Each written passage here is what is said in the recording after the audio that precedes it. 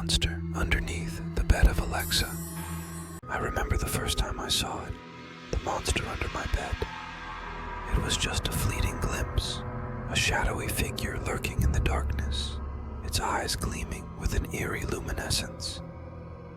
At first, I brushed it off as a trick of the imagination, a product of an overactive mind fueled by late-night fears. But as the nights passed, its presence became undeniable, its whispers echoing in the silent corners of my room. It began innocently enough, as most tales of terror do. I was just a child, tucked snugly beneath the covers, oblivious to the horrors that lurked in the shadows. But as the clock struck midnight and the world outside fell silent, that's when it came to life. The first sign of its presence was a soft rustling, like the whisper of leaves on a moonlit night. I froze, my heart pounding in my chest, as the sound drew closer, creeping ever nearer to the foot of my bed. And then I saw it, a long, sinewy arm reaching out from the darkness, its fingers curling around the edge of the mattress. I wanted to scream, to call out for my parents, but fear had rendered me mute. All I could do was lie there, trembling, as the creature slithered out from its hiding place beneath my bed. It was unlike anything I'd ever seen before.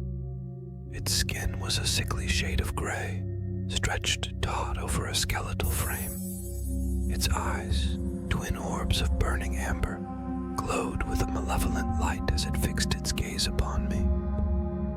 And its mouth, a gaping maw filled with rows of razor-sharp teeth, curled into a twisted grin. I wanted to look away, to retreat into the safety of my blankets, but I was transfixed by the creature's hypnotic stare. And then it spoke, a voice like gravel scraping against stone, sending shivers down my spine. "Do not be afraid, child," it hissed, its voice dripping with malice. "I mean you no harm." But I could sense the lie in its words, could feel the darkness that radiated from its very being.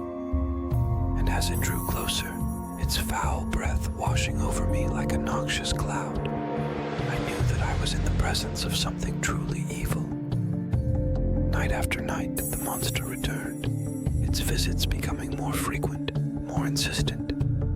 It would whisper terrible secrets in the dead of night, tales of darkness and despair that would chill me to the bone. It would promise me unimaginable riches, if only I would do its bidding. And always, lurking beneath its honeyed words, was the threat of violence, a reminder of the terrible power it held over me. I tried to tell my parents, to warn them of the monster that lurked in the shadows, but they dismissed my fears as nothing more than childish nightmares.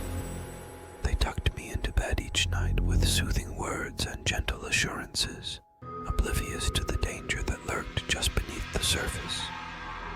But as the days turned into weeks, and the weeks into months, I knew that I could not face the monster alone. I needed help, someone who would believe me, someone who would stand by my side and face the darkness together.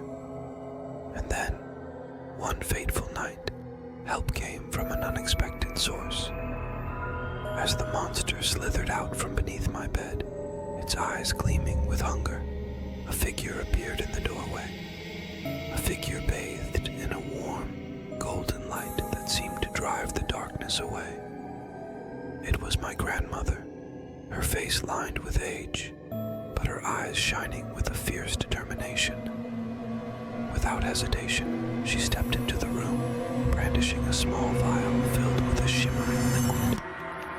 "Be gone, foul creature," she commanded, her voice ringing out like a bell in the silence of the night. "You have no power here." At the sound of her words, the monster recoiled, its form twisting and writhing in agony. With a final, desperate shriek, it vanished into the shadows, leaving nothing behind but a lingering sense of dread. From that day forward, the monster never returned.